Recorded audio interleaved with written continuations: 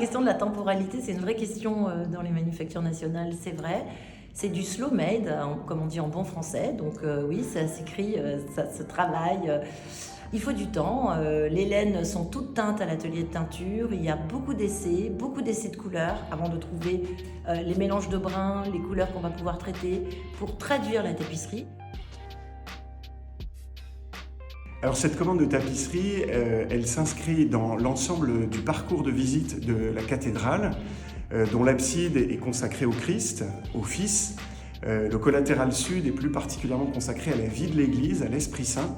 Et donc le collatéral nord, qui précède dans la visite, qui est le tout premier, lui est consacré à la figure du Père qui se révèle dans l'Ancien Testament. Et donc la tenture est une tenture de 7 tapisseries de l'Ancien Testament qui disent comment le Christ a été annoncé dans la première partie de la Bible.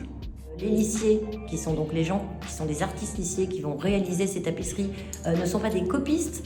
Donc il va falloir faire beaucoup de recherches, proposer des écritures.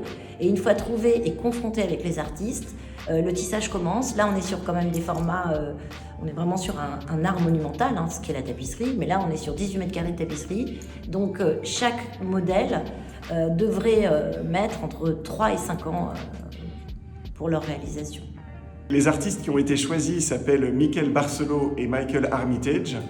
Ils ont été choisis parce qu'ils ont répondu à la commande avec une grande profondeur, notamment sur la dimension iconographique. On avait un cahier des charges très précis, très détaillé au fond sur chacun des événements bibliques qui devaient être représentés. Nous avons commandé des tapisseries, déjà parce qu'elles s'inscrivent en fait dans la longue histoire de la cathédrale Notre-Dame de Paris.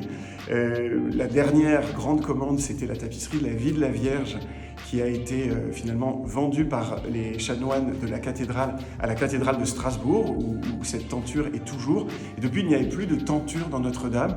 Donc c'était une manière de renouer avec le passé. Les tapisseries qui sont actuellement dans Notre-Dame sont donc là de manière tout à fait provisoire. Elles nous ont été prêtées par les manufactures nationales.